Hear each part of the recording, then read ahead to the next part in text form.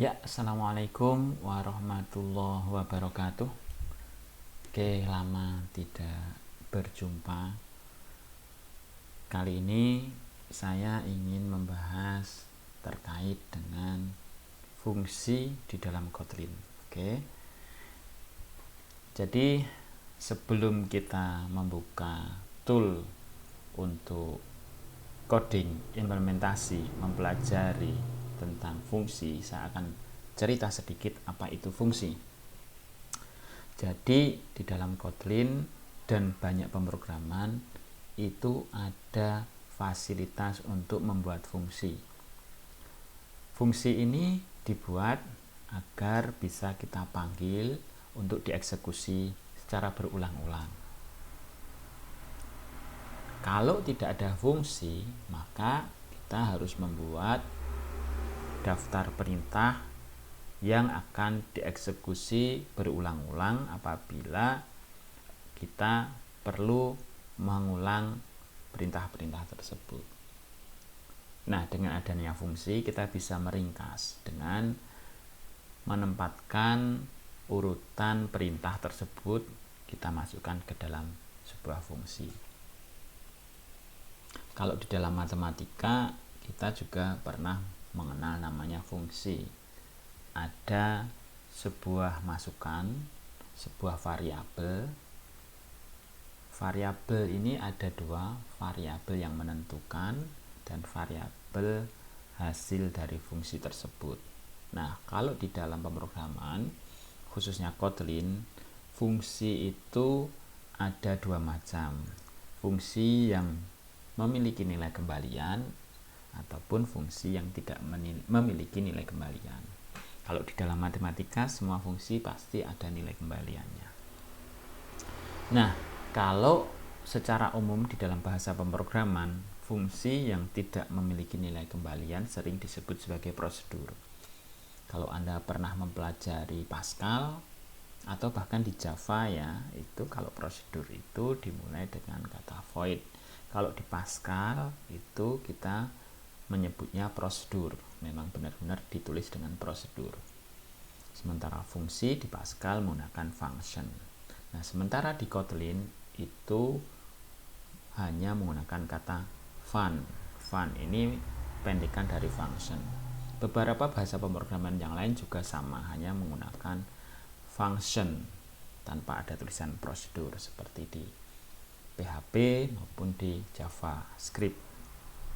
Oke, kita akan membuka IntelliJ terlebih dahulu. Berikut ini. Nah, pada hakikatnya ketika kita selama ini belajar Kotlin, kita sudah membuat fungsi yang disebut sebagai fungsi main. Main ini selalu dieksekusi di awal saat program dijalankan di Kotlin. Kita berbicara Kotlin di sini ya, untuk membuat aplikasi berbasis konsol. Goal kita di sini kan adalah paham tentang basic programming. Berbeda nanti ketika kita membangun aplikasi Android. Nanti akan saya bikinkan tutorial sendiri terkait dengan aplikasi Android, tentu setelah paham dasar-dasar Kotlin. Jadi ini adalah fungsi main yang pasti selalu dieksekusi.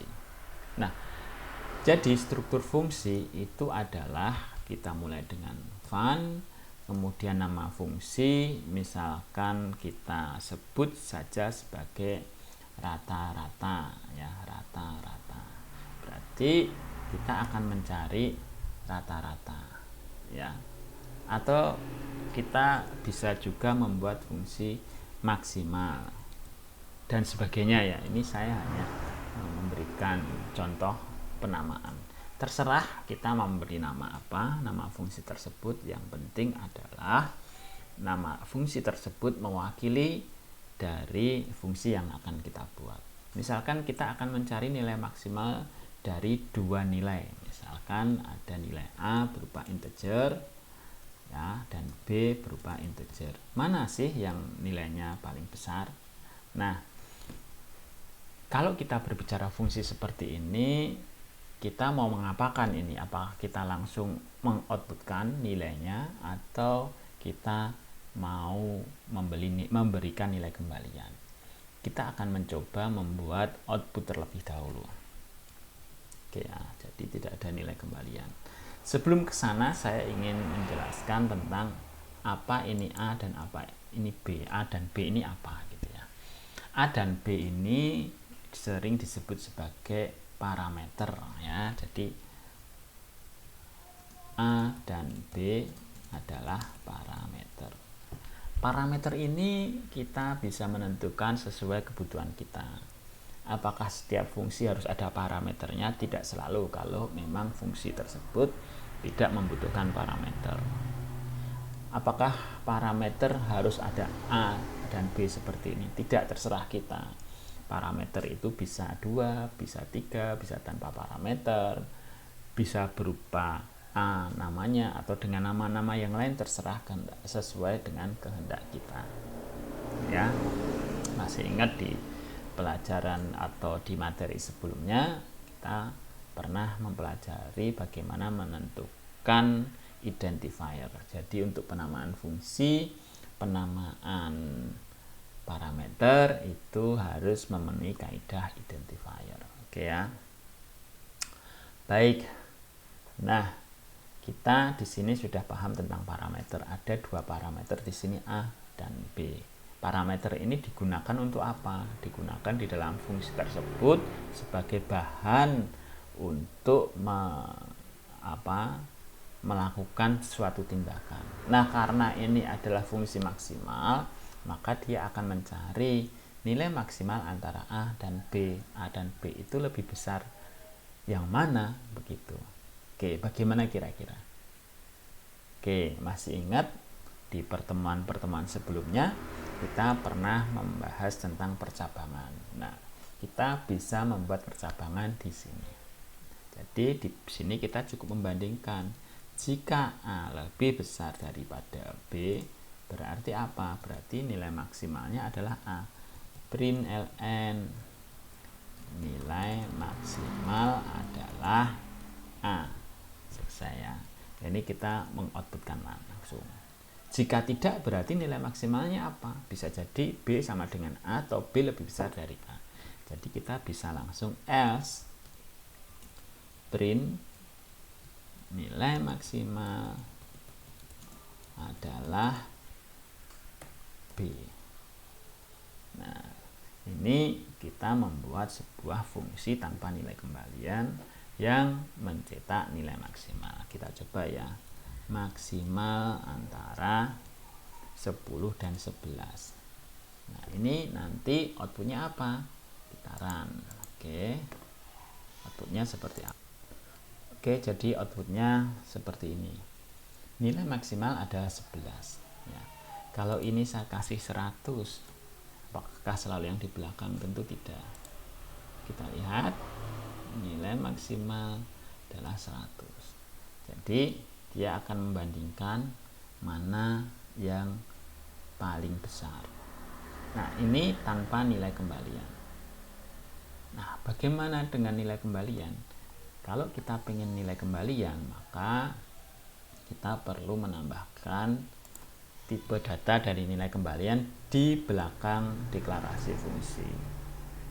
Nah, kita menggunakan titik 2, kemudian kita kasih tipe datanya. Ya, tipe datanya adalah integer. Nah, ini berarti kita wajib memberikan nilai kembalian. Ya. Kalau tidak kita kasih nilai kembalian, maka di sini akan error karena ini fungsi harus ada nilai kembaliannya. Caranya bagaimana? Tinggal kita kasih tulisan return A. Berarti nilai kembaliannya A, jika tidak return B. Oke ya. Nah, ini ada nilai kembalian. Kalau kita panggil seperti ini, maka tidak akan muncul apa-apa. Nah, nggak ada muncul apa-apa, maka hasil dari pemanggilan fungsi ini bisa kita tampung ke dalam sebuah variabel. Hasil misalkan sama dengan maksimal 100 dan 11. kita bisa cetak di sini print ln ya. Nilai maksimal adalah hasil tukaran.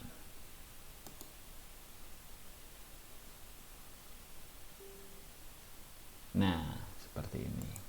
Jadi ini memanggil maksimal dengan argumen. Jadi ini namanya argumen. Ini namanya parameter. Argumen adalah nilai yang dimasukkan ke dalam sebuah fungsi. Jadi 11 sama 100 ini argumen. Sementara parameter itu di deklarasinya. A dan B ini sebagai parameter untuk menampung argumen tersebut. Kira-kira begitu.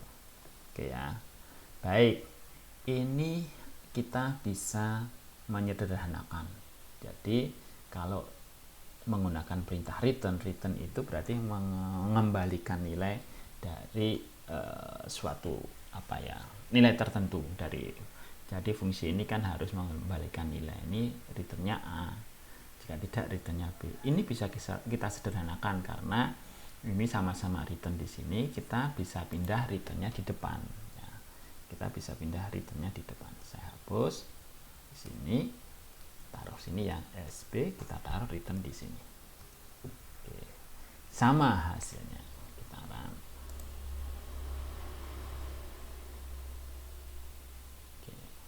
Nah, ini membuat fungsi menggunakan Kotlin dengan nilai kembalian, dan tadi fungsi sebelumnya tanpa nilai kembalian. Nah, ini masih bisa disederhanakan lagi.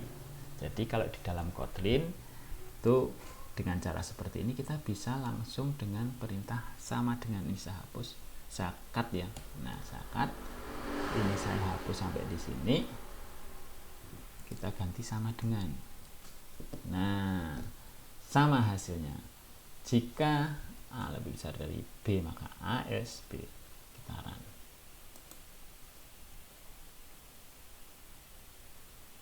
Oke, jadi seperti itu. Oke, kita sudah berhasil membuat sebuah fungsi maksimal. Bagaimana kalau minimal? Ya, kalau minimal tinggal kita balik. Kita duplikat ya, Ctrl D. Maksimal kita ganti minimal, kemudian ini logonya kita ubah, simbol perbandingannya kita ubah. Nah, ini minimal, hasil maksimal, yang sini hasil minimal misalkan, maka di sini kita kan minimal, hasil maksimal, kemudian nilai minimal.